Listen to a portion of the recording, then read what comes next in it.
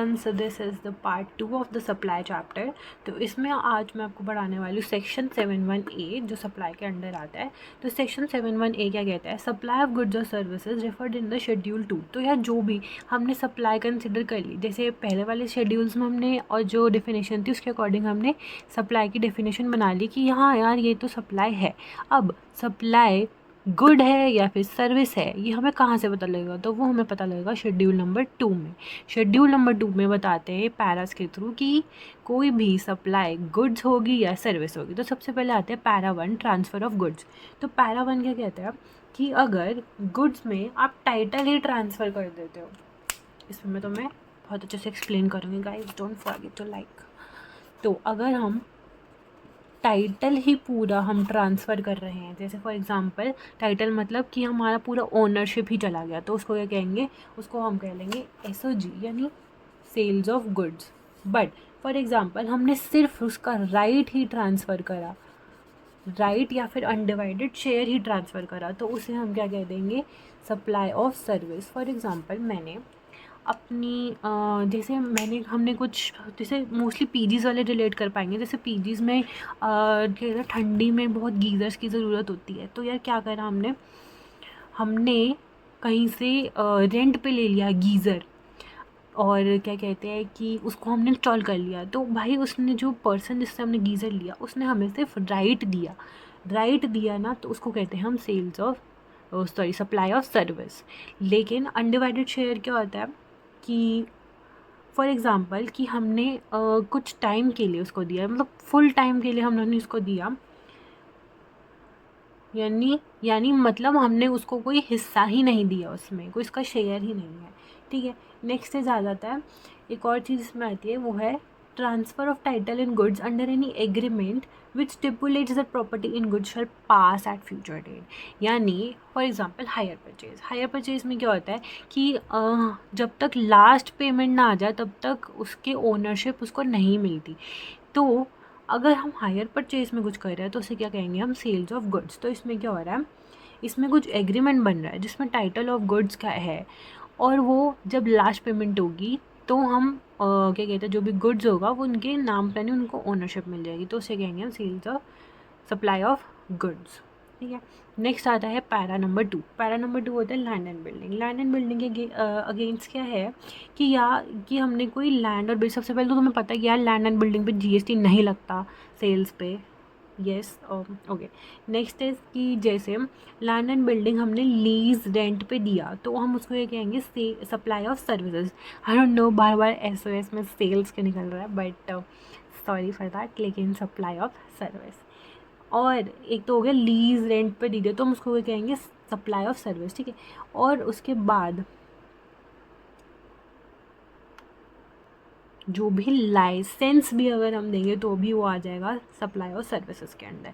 Next आता है para 3। Para 3 job work. Job work में क्या होगा? हाँ, तो मैं लिख देती हूँ लैंड ऑफ बिल्डिंग में रेंट या फिर लीज या रेंट, रेंट तो मैंने लिख दिया, रेंट लीज लाइसेंस, तो उसको किसके अंडर आ जाएगा? Supply of service.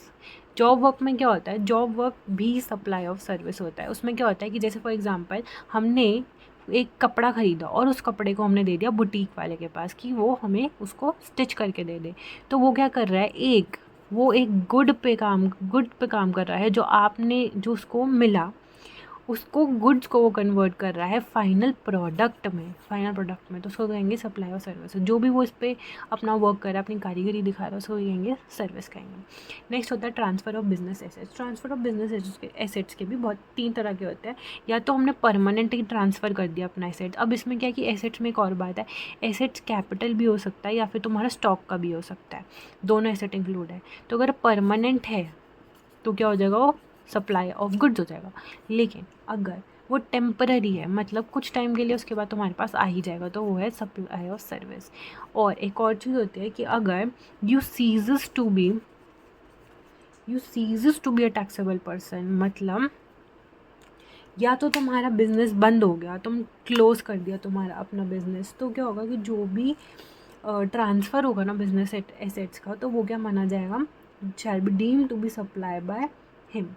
ठीक है, इमीडिएट वो कब माना जाएगा, इमीडिएटली बिफोर ही cease to be a taxable person, तो उससे माना जाएगा कि भाई ट्रांसफ़र हो गया, तो उससे क्या कहेंगे, सप्लाई ऑफ गुड्स कह देंगे। Next is activity treated a supply of services always, like para 5 में ऐसी एक्टिविटीज दी गई है जो हमेशा सप्लाई ऑफ सर्विसेज ही कंसिडर होंगी। For example renting of immovable property, renting of immovable property is always consider supply of services, तो इसमें सारी तो ऐसे वैसी आएंगी। Next is construction of building complex civil structure etcetera, तो इसमें क्या होता है कि यार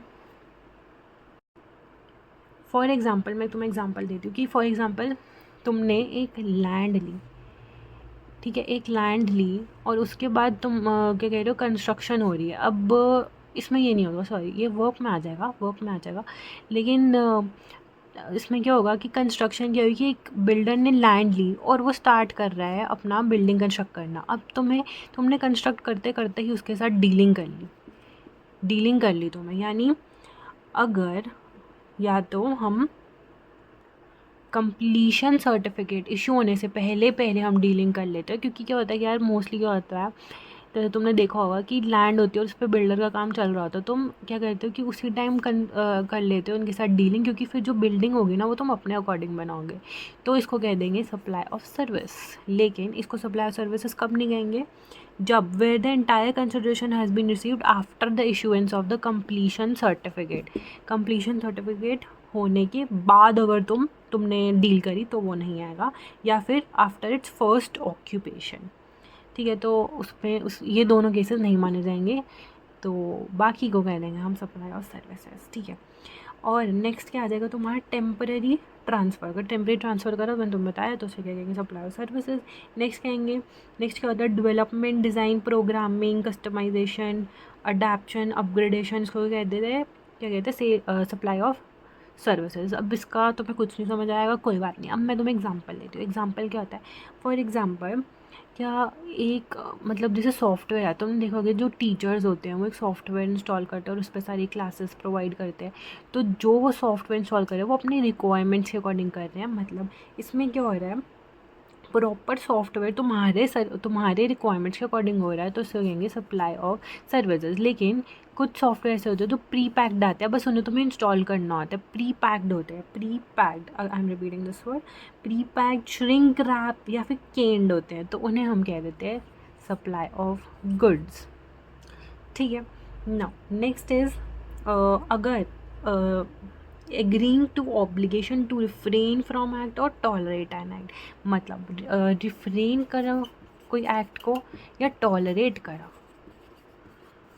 तो उसको हम क्या कह देंगे, supply of service. For example जैसे एक कंस्ट्रक्शन हो रही है एंड क्या है कि वहाँ की लोकेलिटी को बहुत डिस्टर्बेंस हो रही है और उससे बहुत ज़्यादा पोल्यूशन क्रिएट कर रहे हो, तो वो क्या करते हैं कि वो बोलते हैं कि यार इस कंस्ट्रक्शन को रोको, नहीं तो हम कंप्लेंट कर देंगे। तो जो बिल्डर्स होते हैं ना वो क्या करते हैं, वो उन्हें कुछ मनी प्रोवाइड कर देता है यार, कि तुम मत रिपोर्ट करो, हम तुम्हें लाइक हर महीने का तुम्हें 5,000 देंगे, 5,000 देंगे। तो ये क्या होता है, ये क्या हो रहा है कि भाई उन्हें टॉलरेट करने के पैसे मिल रहे हैं, रिफ्रेन मतलब मना करने के, कि जैसे फॉर एग्जांपल मैंने पार्ट 1 में मैं तुम्हें एग्जांपल दिया था कि अगर मैं किसी को गुड सप्लाई कर रही हूँ और मैं उसको बोल रही हूँ कि यार तुम आगे किसी को कुछ नहीं दोगे, तो रिफ्रेन मतलब मना करना, किसी एक्ट को मना करने के भी पैसे मिल रहे हो, तो उसे क्या कहेंगे, सप्लाई ऑफ सर्विसेज। नेक्स्ट होता है transfer of right to use any goods for the purpose whether or not for specified period for cash deferred payment और other valuable consideration। तो हम कोई राइट ट्रांसफ़र कर रहे हैं, ठीक है, फॉर कैश या कोई डिफर्ड पेमेंट या अदर वैल्यूएबल कंसिडरेशन, कोई भी राइट ट्रांसफ़र करना। जैसे फॉर एग्ज़ाम्पल यूट्यूब पे तुमने देखा होगा कि यार यूट्यूब पे ना गाने नहीं आ सकते, गाने अगर तुम्हें लेने हैं तो तुम्हें क्या होगा, तुम्हें उसका राइट लेना पड़ेगा, तो वो जो राइट होता है लेते हैं उसको क्या कहेंगे, सप्लाई ऑफ सर्विस कहेंगे ना। Last is moving on to works contract. Works contract क्या होता है कि जैसे अगर कोई बिल्डिंग है, ठीक है, तुमने एक बिल्डिंग ले ली, जैसे तुमने कोई पुरानी बिल्डिंग ले ली, ये आजकल ऐसा चल भी रहा है ना कि लाइक कन्वर्टिंग माई ओल्ड ठीक है, old thing to modern thing. तो उसमें क्या हो रहा है कि जैसे तुमने पुरानी बिल्डिंग ली और तुम उसको पूरा मॉडर्न कंस्ट्रक्शन करना चाहते हो, तो जो तुमने पुरानी बिल्डिंग ली उस पर क्या करा तुमने तुमने उसे रिपेयर करा, मेंटेन करा, ऑल्टर करा, फिर उसे पूरा कंस्ट्रक्शन मतलब दोबारा से सब काम करवाया उसका, तो उसे कह देंगे वर्क्स कॉन्ट्रैक्ट। और ये वर्क्स कॉन्ट्रैक्ट किसके अंडर आ जाएगा, ये अंडर आएगा SOS, सप्लाई ऑफ सर्विसेज। इसका अब मैं तुम्हें नेक्स्ट पार्ट बताती हूँ। वर्क्स कॉन्ट्रैक्ट में दो होते हैं। एक तो मैं तुम्हें बताया कि तुमने क्या करा, कोई इमूवेबल प्रॉपर्टी पे तुमने कुछ काम करा। अब जॉब वर्क में क्या होता है कि जॉब वर्क में होता है जो तुम्हारे नॉर्मल डेली रिगार्डिंग जो यूज़ होता है उसमें इमूवेबल प्रॉपर्टी नहीं होता, उसमें मूवेबल प्रॉपर्टी होता है। जैसे मैंने तुम्हें टेलर का एग्जांपल दिया। लेकिन वर्क कॉन्ट्रैक्ट में क्या होता है, तुम्हें इमूवेबल प्रॉपर्टी पे कुछ एक्स्ट्रा काम करना होता है, इसलिए उसे वर्क्स कॉन्ट्रैक्ट कहते हैं। नाउ दिस सेकेंड एग्जाम्पल, एक और तुम्हें देती हूँ एग्जाम्पल। उसमें क्या होता है कि अगर सब नहीं, ये वर्क्स कॉन्ट्रैक्ट के अंडर दो चीज़ आती है। देखो, एक तो आता है तुम्हारा कंस्ट्रक्शन ऑफ बिल्डिंग, यानी कोई भी इमूवेबल प्रॉपर्टी, और इमूवेबल प्रॉपर्टी ही वर्क्स कॉन्ट्रैक्ट के अंदर आती है। Now moving on to next thing, this is work contract के बाद का पॉइंट है, बट ये हम पैरा 6 में ही इंक्लूड करते हैं। तो नेक्स्ट थिंग इज़ होता है supply of goods for human consumption.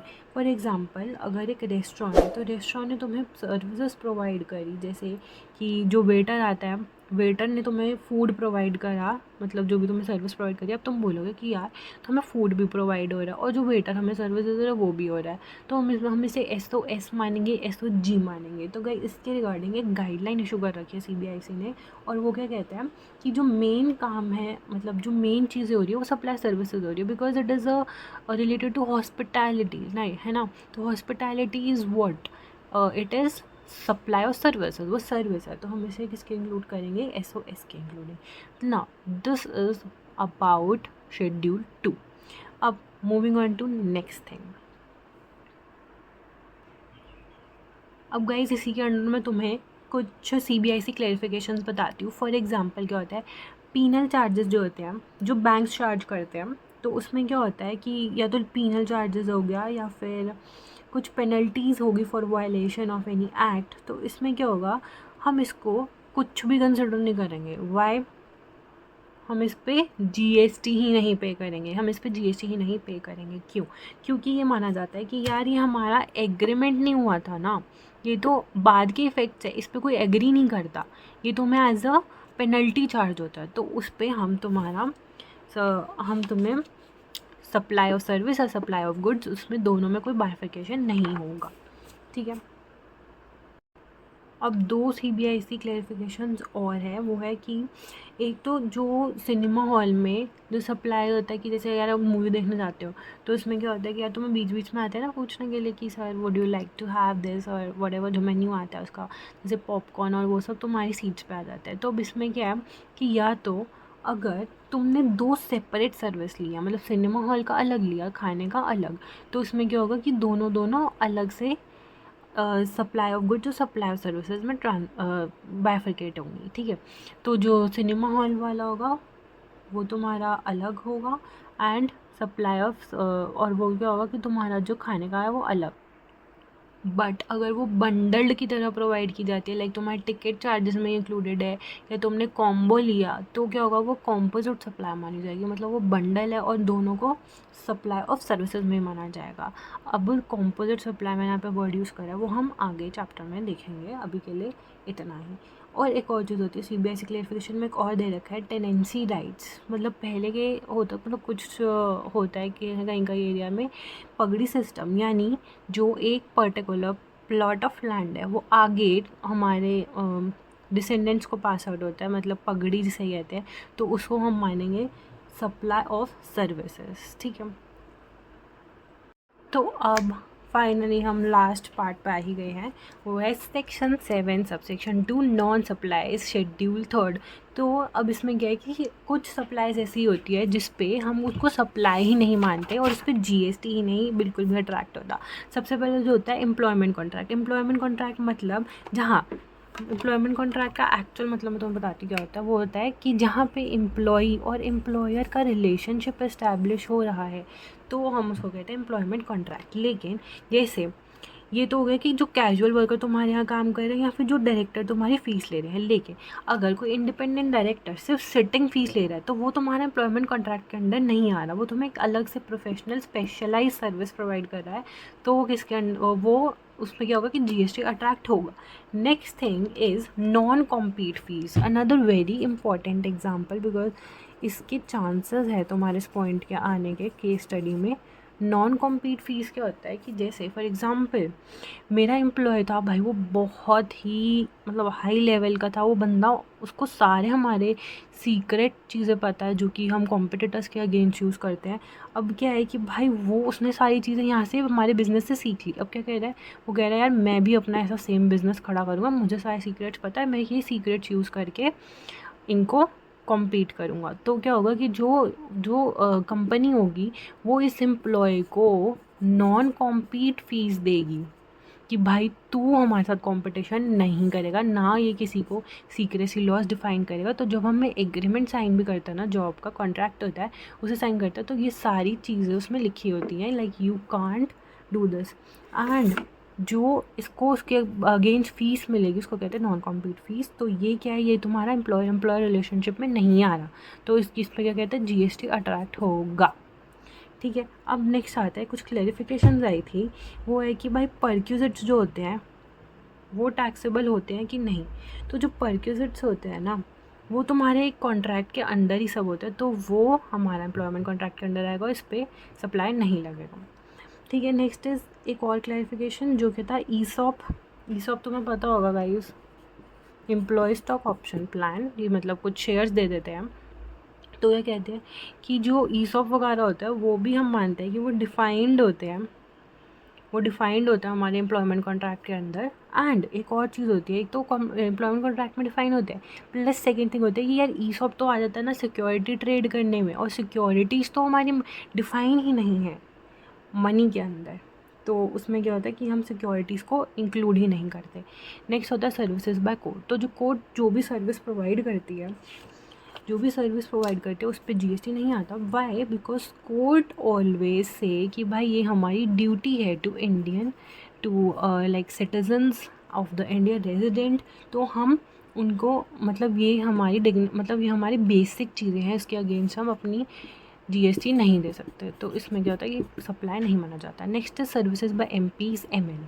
Again same point, MPs MLA क्या होता है, दीज आर फॉर पीपल हैं गाइस ये। तो इसमें क्या होता है कि हम इसको नहीं इंक्लूड करते हैं, another definition of supply. Next is funeral burial.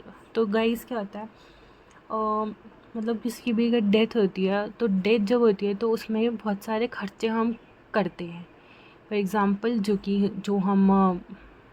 जो हम डेड बॉडीज़ के लिए लकड़ी लेते हैं जलाने के लिए, या फिर उनको अगर हम बरी करते हैं तो बरी के अगेंस्ट भी हम उसको कुछ देते हैं वहाँ पे।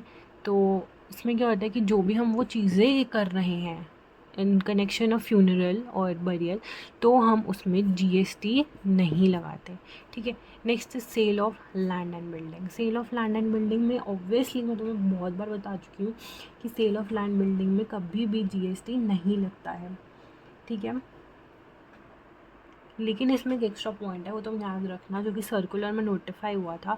दिस इज़ कि अगर हम कोई लैंड एंड बिल्डिंग में कुछ भी कैपिटल एक्सपेंडिचर करते हैं, जैसे कि मैंने ड्रेनेज लाइन लगवाई या फिर मतलब कुछ और डेवलप करा लैंड को, अगर हमने डेवलप करा लैंड को तो क्या होगा, तो वो जीएसटी के परव्यू में आएगा। ठीक है, नेक्स्ट इज़ एक्शनेबल क्लेम्स। तो एक्शनेबल क्लेम्स जो होते हैं वो टैक्स सप्लाई नहीं होते, लेकिन इसमें actionable claims are not supply but other than specified actionable claims.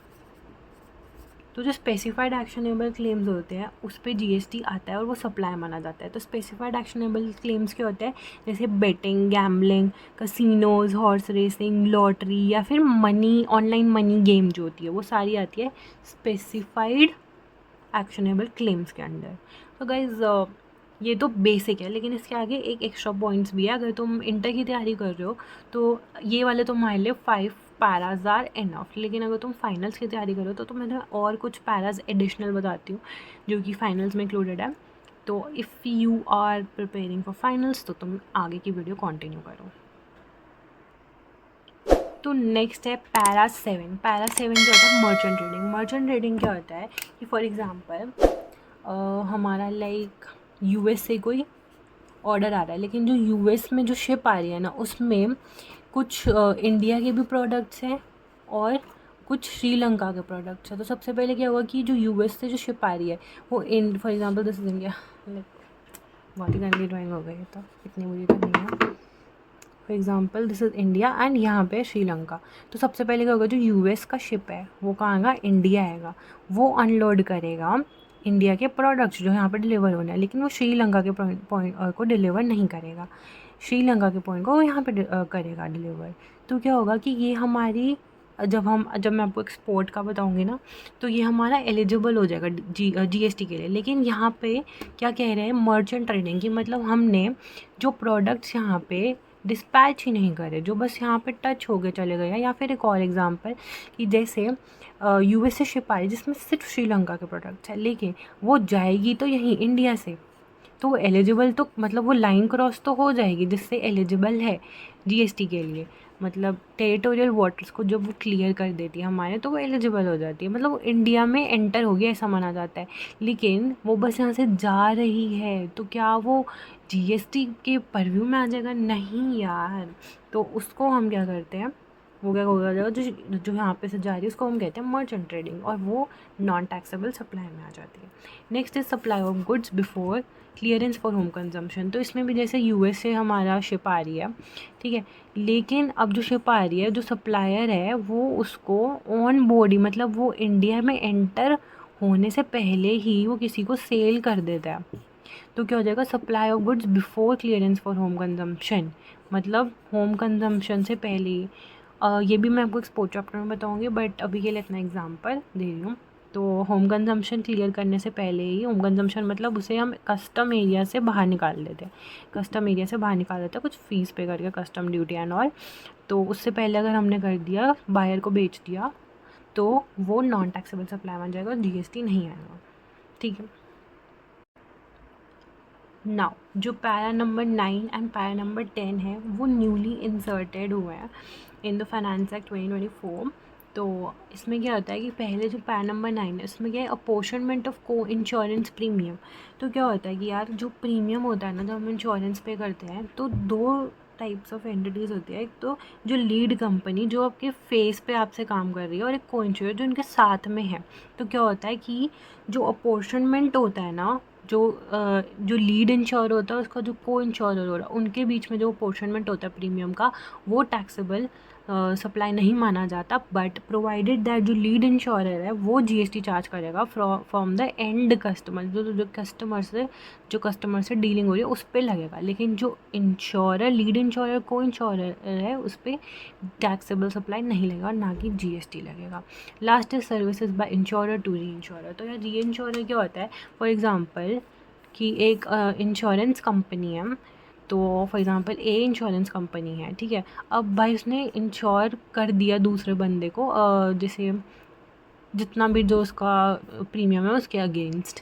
लेकिन क्या है कि भाई मिस्टर ए को ना उसके अगेंस्ट थोड़ा रिस्क लग रहा है, और अगर वो अकेले इस रिस्क को झेलेगा तो यार उसका तो डाउनफॉल ही हो सकता है और वो बंद भी हो सकती है कंपनी।